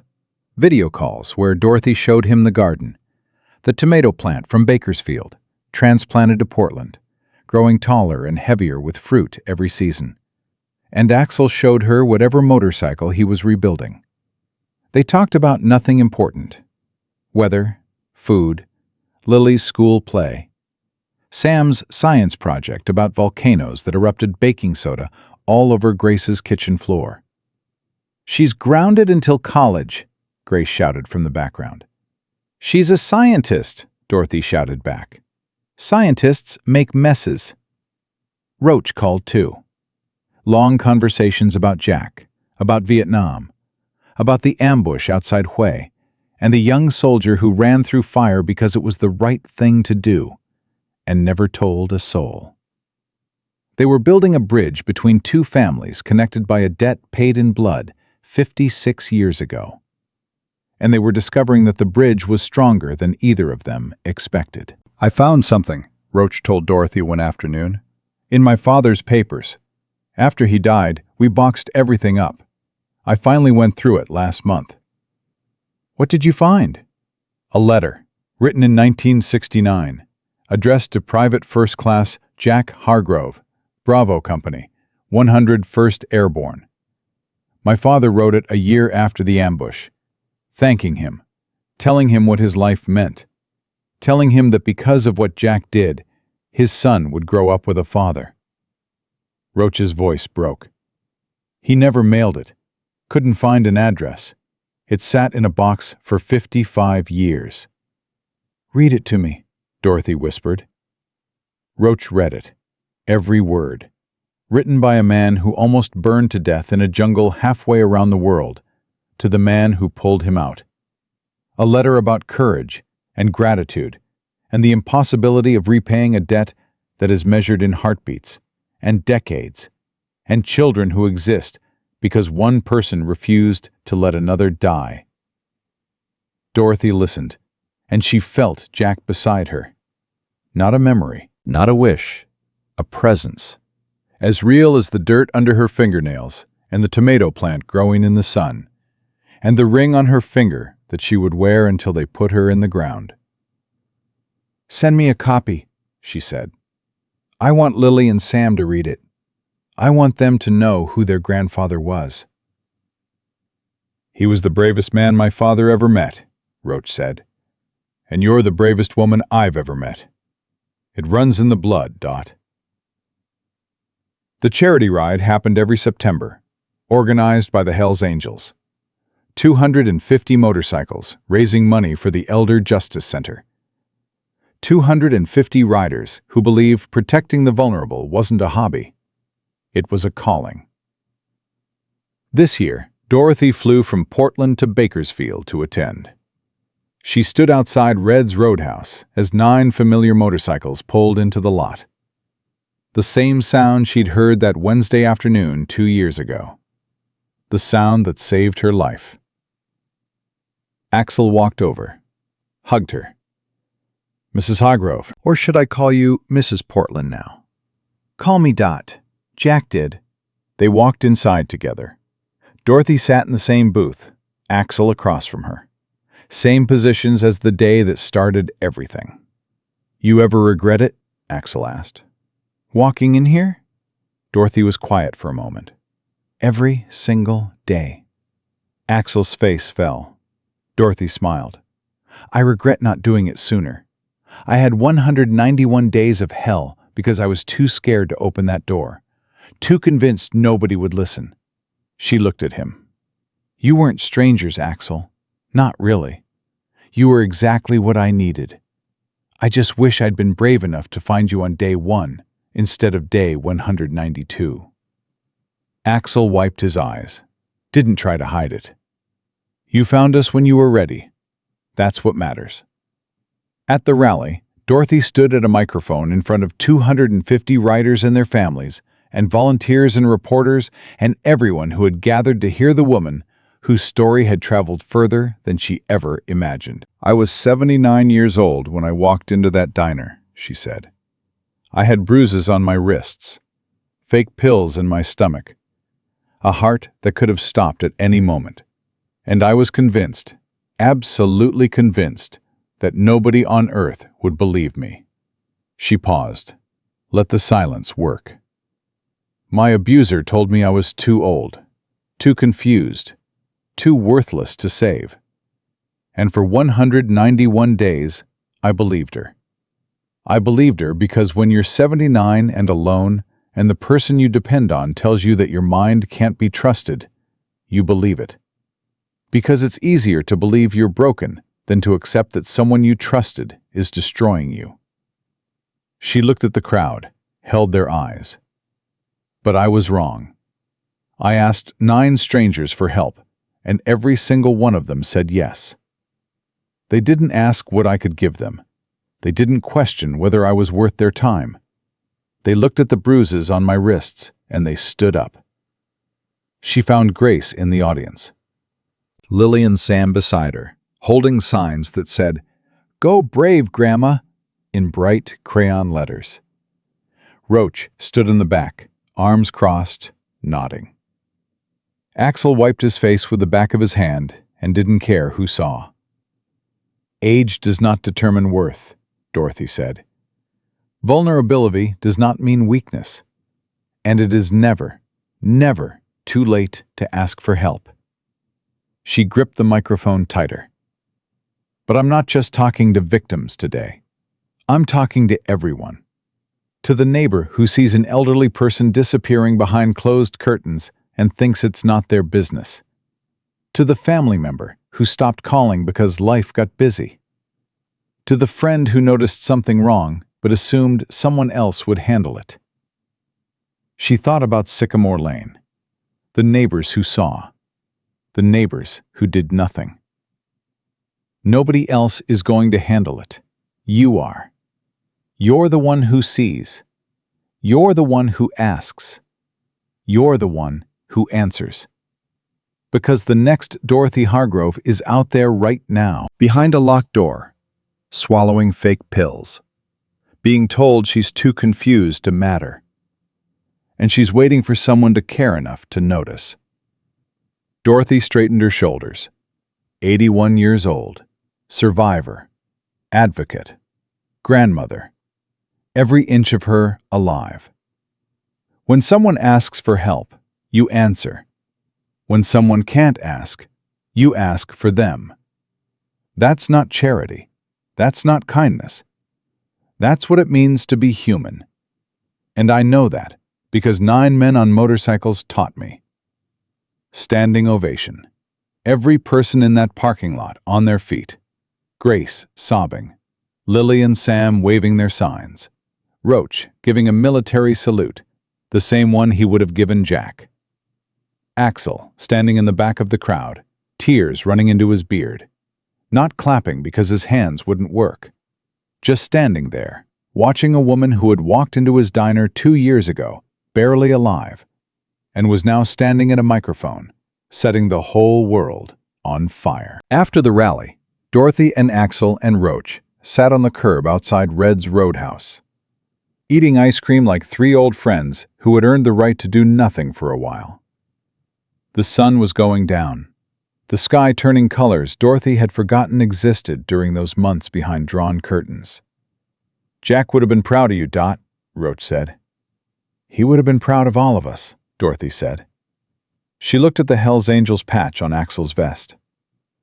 "I never asked, what does all of this mean to you? The rides, the phone calls, showing up." Axel thought about it. "Sometimes life throws everything it has at you. Fire, loss, people who want to destroy you." He looked at her. "But if you keep riding, if you don't pull over, even when the road is dark and you can't see the curve ahead, you make it through." "I made it through," Dorothy said. Axel shook his head. "No, Dot, you fought your way through. Big difference." Dorothy finished her ice cream, stood up, brushed off her pants. 81 years old, and steady on her feet for the first time in longer than she could remember. "Same time next year?" she asked. "Wouldn't miss it," Axel said. "Until then, Dot," Roach said, "take care of yourself." She hugged them both, held on a beat longer than necessary, then walked to Grace's rental car, where her daughter and her granddaughters were waiting. Lily had ice cream on her shirt. Sam was arguing about whose turn it was to pick the music for the drive home. Grace was laughing at both of them. Dorothy got in the car, buckled her seatbelt, touched Jack's ring on her finger. "Ready, Mom?" Grace asked. Dorothy looked at her daughter, at her granddaughters, at the rear-view mirror where she could still see 9 motorcycles parked in a row outside a roadside diner where a terrified old woman had once walked in and asked for help and gotten something she never expected. A family. "Ready," she said. Valerie Thornton is serving 25 years in federal prison. The investigations in 2 other states resulted in 2 additional murder charges. Margaret Odom and Robert Kessler's families finally have answers. Their names are spoken out loud now. They are no longer just the word "completed" in a predator's planner. The Hells Angels have helped 53 people in 2 years. 53 people alive because 9 men in leather vests believed that everyone deserves someone willing to fight for them. And Dorothy Hargrove, 81 years old, heart beating strong, hands steady in the garden dirt, surrounded by a daughter who came home and granddaughters who call her brave grandma, and friends who ride motorcycles, and a memory of a man named Jack who ran through fire because it was right. Dorothy Hargrove is proof of one thing. It is never too late to find your voice. It is never too late to ask for help. And when someone asks, you answer. Always.